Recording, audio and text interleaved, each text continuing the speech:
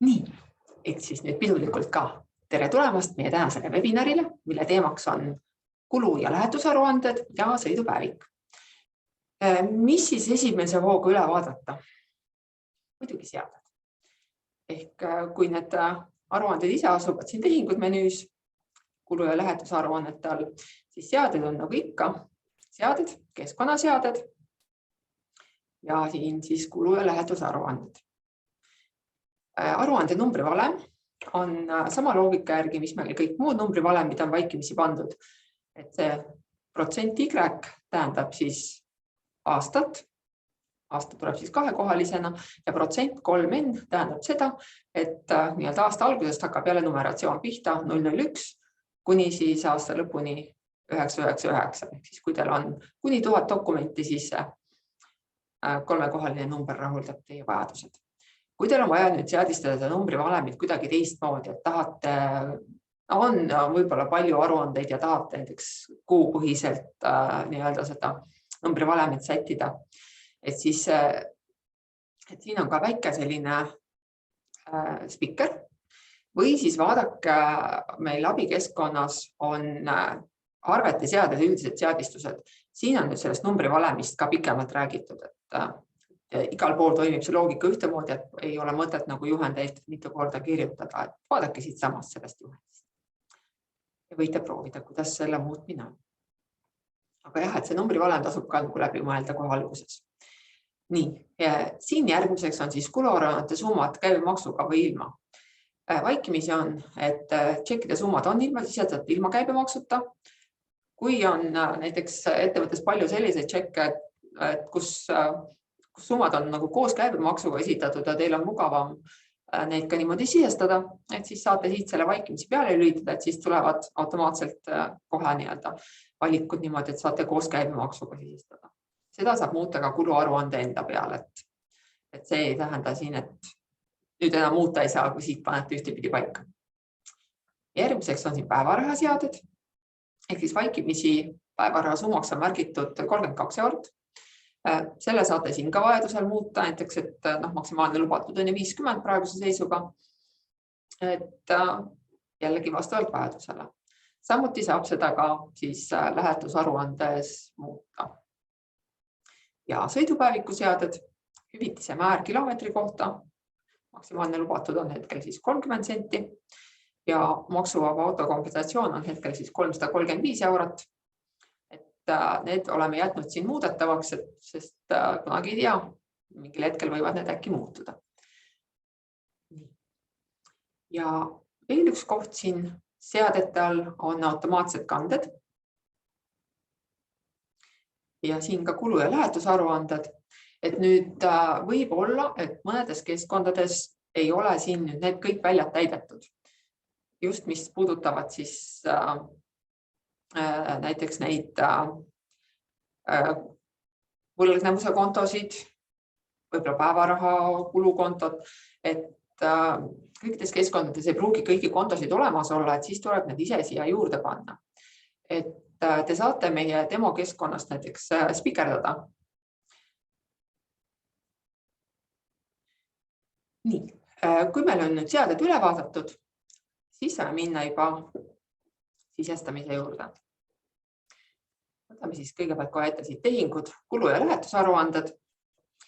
Mul on siin juba mõned tehingud tehtud, aga lisame nüüd ka ühe uue. Võtame siit uus aruanne ja nüüd mul tekib valikuvõimalus. Kuluaruanne, lähetusaruanne või sõidupäevik. Võtan esimese hooga siit kuluaruande. Kui mul on aruandev isik, kes on juba andmebaasis olemas, siis ma siit hakkan trükkima ja ma leian ta nime üles. Aga kui mul on uus aruandev isik, siis ega ma ei pea ka kaugemale minema. Saan siit samas selle sisestada. Nii. Kirja. Ilmsilme tema 9 ametit, eks ole. Ja siin mul ei olnudki vaja rohkem tegelikult mitte midagi sisestada, lihtsalt salvestan ära. Kui mul on kohe teada aruandva isiku pangakonto andmed, siis ma võin need siin ka kohe ära sisestada. Aga seda saab ka hiljem teha, ei ole probleemi. Nii. minul on siin nüüd aruande periood on november. Aruande kuupäev on hetkel tänane kuupäev, aga kui ma siin nüüd teen näiteks novembri alguses teen oktoobri eest, siis ma lihtsalt siin vahetan selle info ära. Aruande kuupäevaks valin siis näiteks 31. oktoobri, kui mul on vaja nii-öelda oktoobri eest teha. Ja selle kuupäevaga tehakse siis raamatupidamisse ka finantskanne.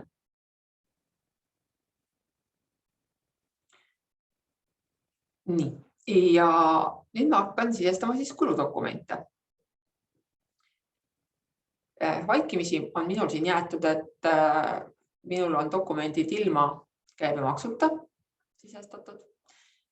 Ja siis tarnija alla valin ma jällegi nii-öelda selle tarnija, kellelt ma arve sain. Mul on siin üks tšekk liidus.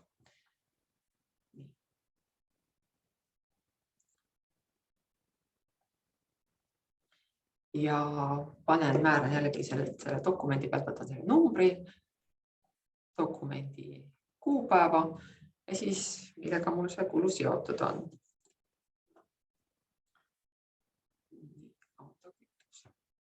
Ja kuna mul on tegu siin autokuludega ja ettevõttes on auto olemas, mis on nii-öelda ettevõtluse jaoks 100%, siis ma valin siit ka vajaliku käibemaksu liigi. Ehk siis tegelikult on siin nende kuludokumentide sisestamine sama süsteemi järgi nagu ostuarve sisestamine. Erinevus on lihtsalt siis selles, et siia lähevad kõik aruandva isiku enda vahenditest makstud tšekid ühte aruandesse kokku, me ei pea neid ükshaaval sisestama.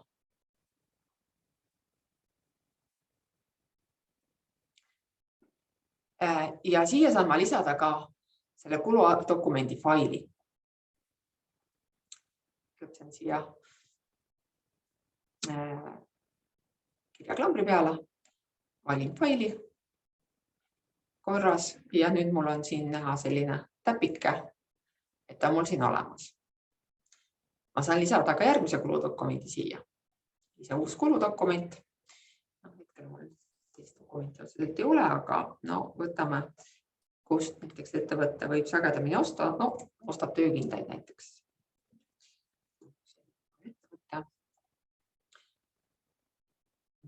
Aga nüüd ma sisestasin selle asja valesti ja ma ei saanud nagu õiget tulemust.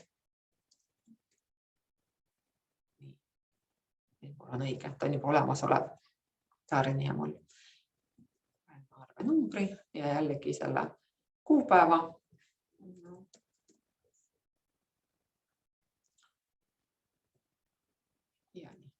Vajadusel saan ma ka panna mitu rida ühe kulutšekiga seonduvalt. Panen siit lisarida, siin on näiteks mingi teine kululiik olnud. Ja kui ma nüüd tahan teada, et palju mul selle tšeki summa kokku on, igaks juhuks kontrollida, siis ma klikin siia luubi peale, näita kogu summasid, et ma saan üle kontrollida summad kokku ja mida ma saan muuta, vajadusel on see käibemaksu summa. Et mõnedel juhtudel, näiteks kütuse tšekkidel võib olla, et tekivad mingisugused ümardamise erinevused ja siis mul on vaja seda natukene korrigeerida ja siis ma saan selle siin ilusti ära teha. Ja siit ma saan siis lisada nii mitu kuludokumenti, kui mul parajasti vaja on sellele aruandele. Muidugi ettevõttes soovitan läbi mõelda, et kui tihti neid aruandeid esitatakse, et käibemaksu kohustuslasel ikka vähemalt korra kuus tuleks seda teha, tšekid läheks õigesse kuluperioodi ja käibemaks ka. Siin on nüüd aruande koopiaväli. Siia ärge lisage nii-öelda kuludokumentide pilte. Et kui te olete kuskil mujal teinud kuluaruande valmis ja tahate sellest koopia siia salvestada, siis see on see koht. Aga üldiselt ei ole seda vaja, sest süsteem koostab ise ka PDF-faili. Kohe näitan seda.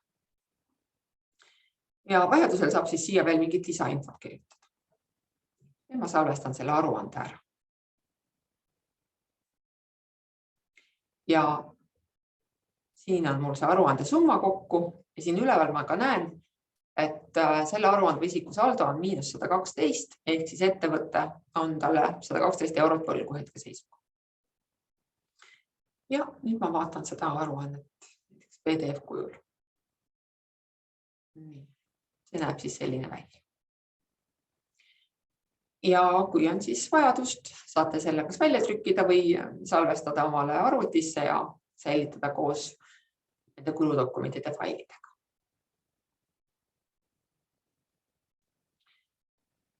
Kui te nüüd olete sisestanud ka aruandva isiku pangakonto andmed, siis te saate siit kas siis eksportida makse XML failina või kui teil on aktiveeritud ka pangaliidesed, siis Swedbanka ja LHV panga puhul te saate selle makse otse panka ka saata. Ja me võin ka siit praegu lihtsalt otse makstuks märkida. Tänase kuupäevaga läheb ta mul makstuks. Näiteks pangast maksin ära ja salvestan siit selle ära. Ja nüüd mul on siin näha, et saldo on kenasti nullis.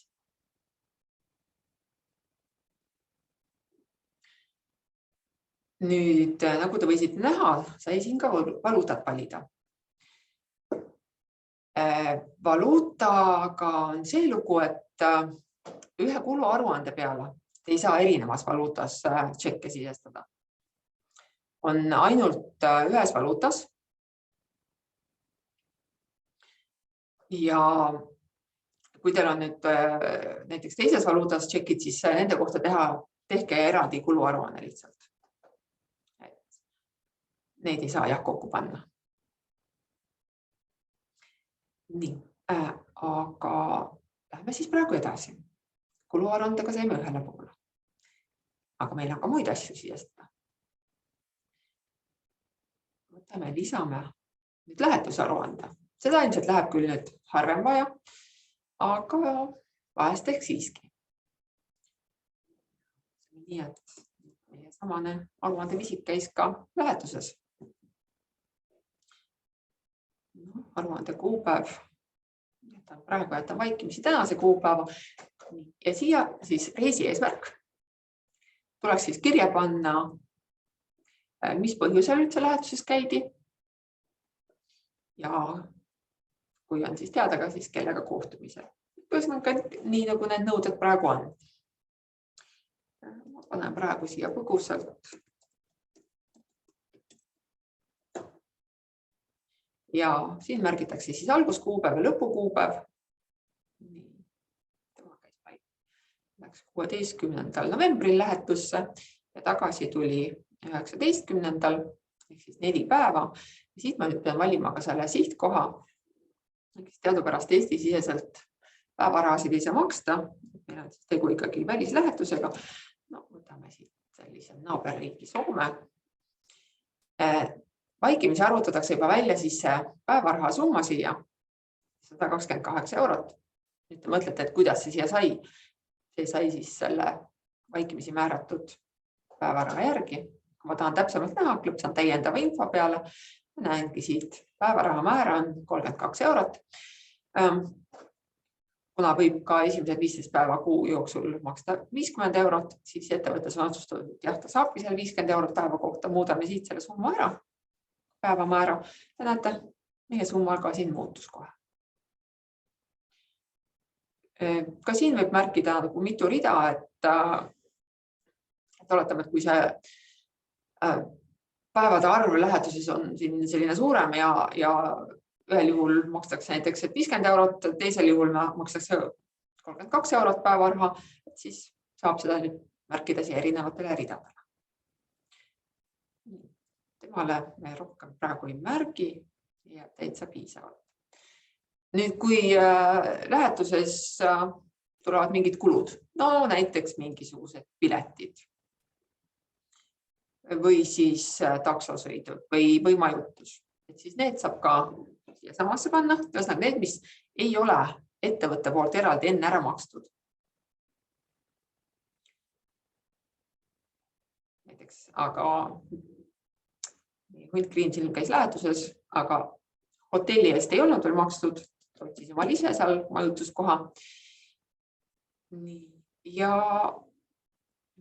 siit saan ka valida näiteks kulukonto ja käibemaksu liigi.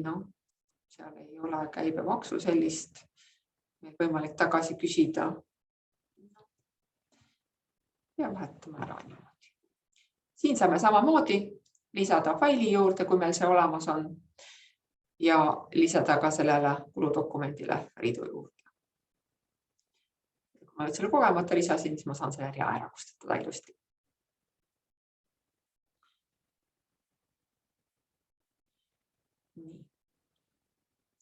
Ja siin mul on nüüd näha päevaraha kokku, kuludokumendid kokku, kui mul oleks siin mitu tükki, siis oleks nende summa siin koos ja aruanne kokku. Ehk siis palju ettevõte on nüüd aruandvale isikule võlgu. Ja jällegi salvestan selle siit ära. Ja mul on jällegi näha siin see saldo. Ma hetkel jätan selle lähetusaruande ootele, ma ei märgi seda makstuks. See on väike tagamõte, et ma saaksin näidata aruande vaatest ka pärast. Nüüd aruandva isiku aruandest.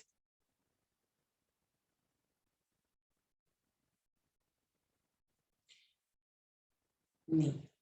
Ja siin ka näete finantskandes, eks ole, on nüüd lähetuskulud kahel eraldi real. Sellepärast, et on päevarahad ja on siis kuludokumendid eraldi.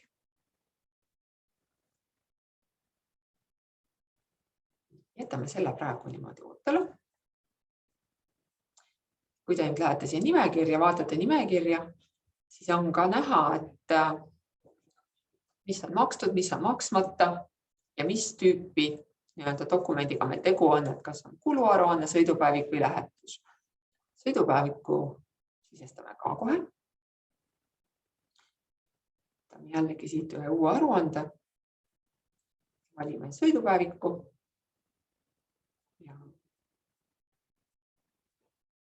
Ja nüüd kohe jälle meie tubli hunt Kriimsilm esitas meile ka sõidupäeviku. 3. novembril käis ta oma isikliku autoga siis kliendi juures tööd tegemas. Kirjutab siia, et kes see klient oli, kelle juures ta käis. Ja muidugi ta võib ka siia kirjutada täpsemalt, eks ole. Mida ei tohi unustada, aga autonumber. See siis ka siia. Algnäit.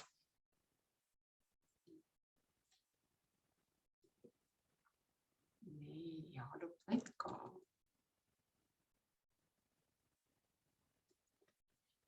Ja siis saame teada, palju see läbisõit oli.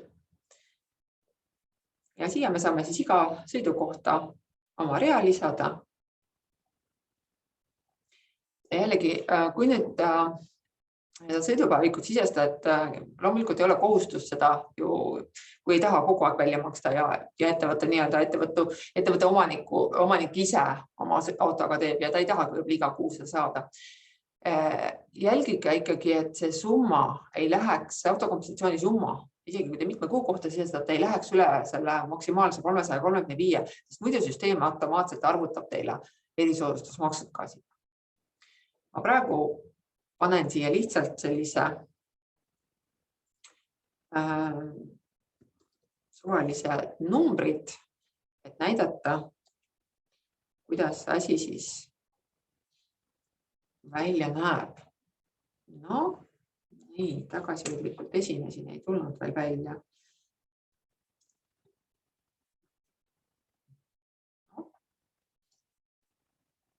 No nii, nüüd me saime sellise suure summa kokku.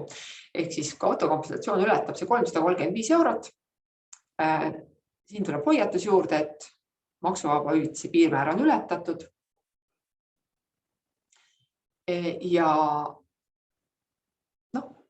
kui nüüd ettevõte on otsustanud, et tema ei taha erisoodustust maksta, siis saab kilomeetreid kärpida, et lubatud piiridesse jääda. Aga kui nõus maksma, siis salvestame aruande ära ja me näeme, et meil ka siin kandes on kohe need erisoodustusmaksude kanded olemas. Ei pea selle kohta enam eraldi midagi tegema. aga hetkel ma teen väikse muudatuse. Avastasin, et oih, ma ikkagi panin valesti midagi. Võtan siit muuda aruannet. Ja no, tegelikult ikka ei sõitnud nii palju, et oli natuke vähem. Ja siis ma salvestan selle aruande uuesti. Ja nüüd mul enam ei ole erisoodustusmaksude summasid siin.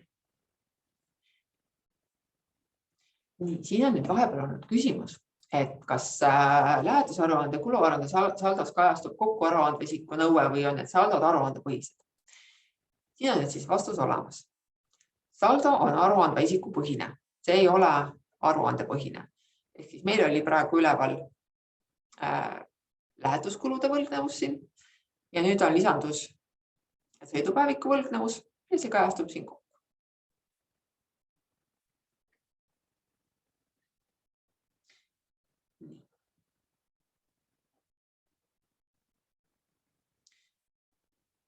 On küsimus, kas hiljem saab infoaruande jaoks koondaruande välja võtta?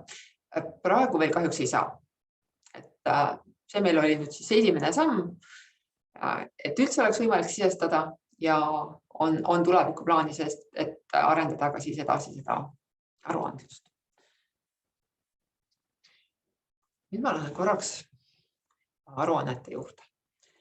Ehk siis õigemini mitte aruanne, vaid see on raport. Raportite menüüs, raportid, aruandvad isikud.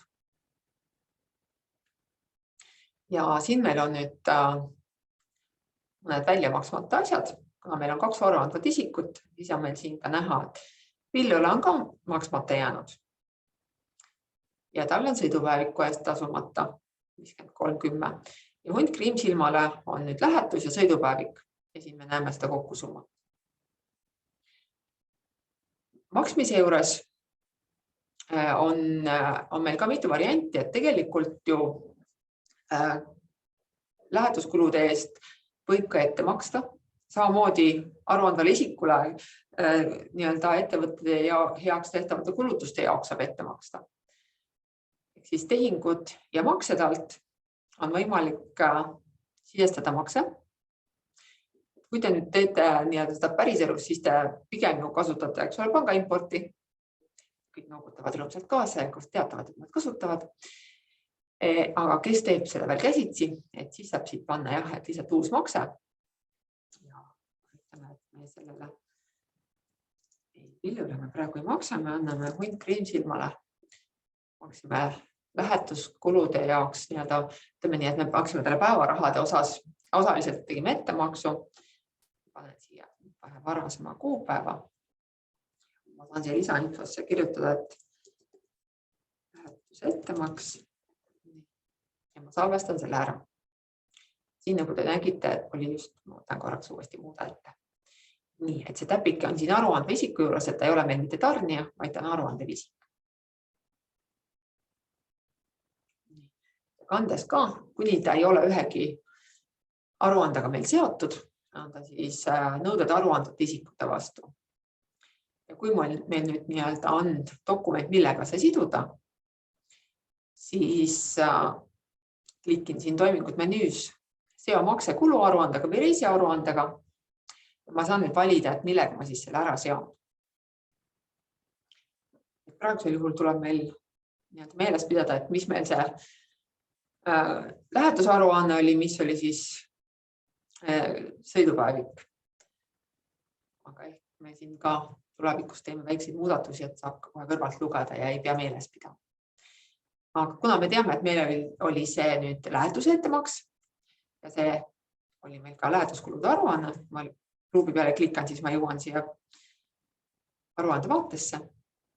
Ma seon selle ära niimoodi. Ja kuna meil lähetuskulude aruanne oli siis ka hilisem, selle maksekuupäevas, siis nagu ikka, tekib meil siia teine kanne, lähetuskulude võlgnevus ja nõuded aruandvate isikute vastu, siis läheb tasaarveldamise.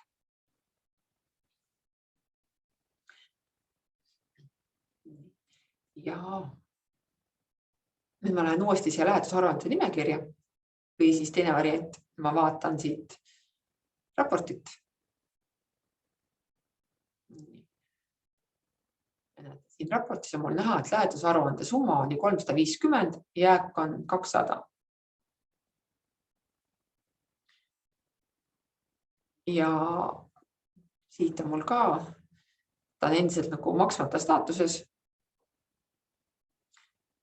Jällegi mul on variant, et kas ma saadan ta nüüd siit märgin makstuks või saadan panka või siis maksete alt sisestan makse või siis panga impordi käigus salvestan selle.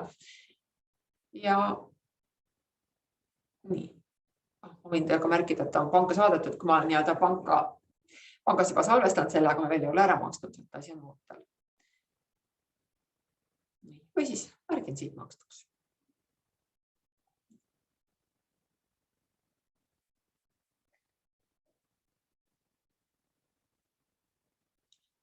Ja hetkel on mul näha siis, et nii Villule kui Hunt Kriimsilmale on meil natukene võlgu. Ja ma võin ka bilansist vaadata seda.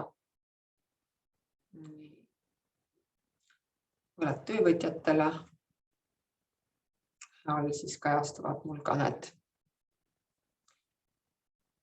sõidupäeviku võlgnäused mõlemad.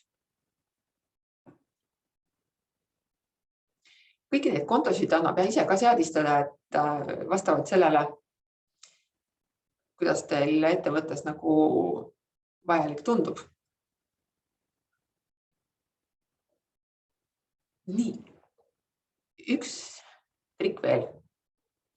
Partnerid, kliendid ja tarnijad. Siin all on meil ka need aruanded isikud olemas.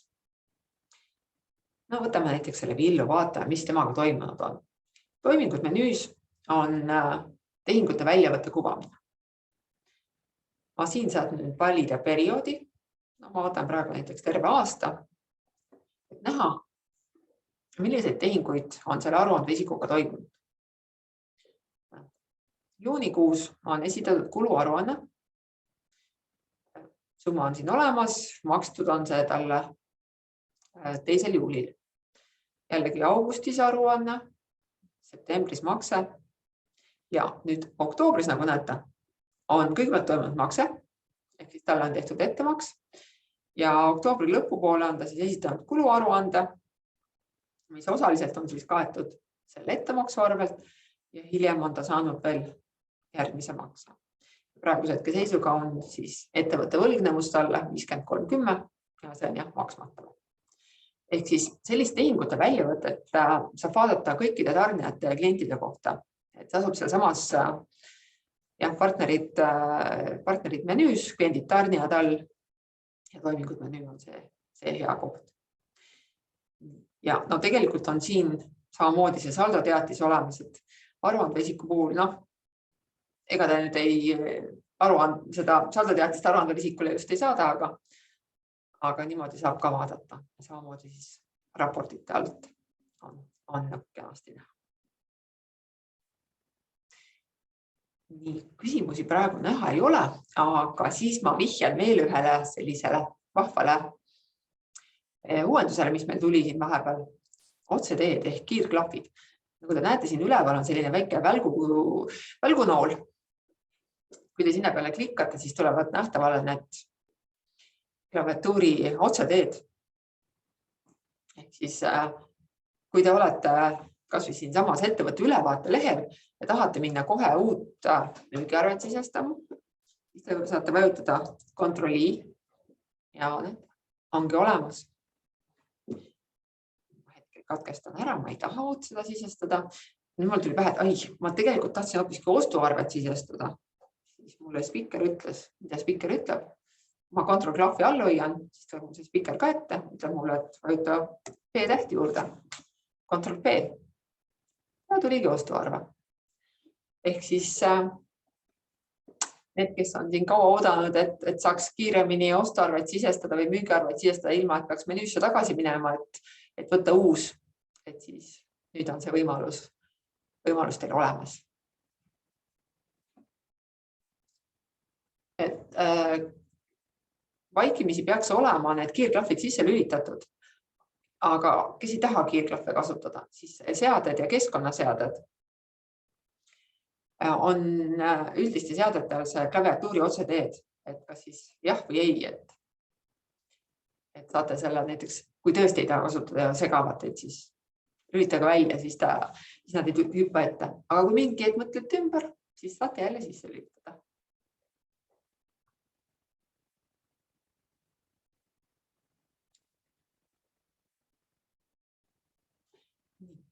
Ma näen, et uusi küsimusi ei ole nüüd tulnud vahepeal. Siis lõpetame selleks korraks ära. Aitäh, et tulite kuulama. Loodan, et saite natukene mõtteid, kuidas kasutada asju. Ja kui teil tekib lisaküsimusi, meil on juhendite all ka täitsa olemas kõikide lähetuse, kuluaruande ja siis sõidupäeviku juhendid.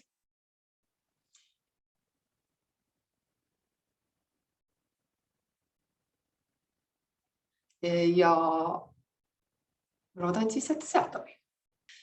Aga aitäh kõigile kuulamast ja uute kohtumisteni uutel webinaridel. Kena päeva teile!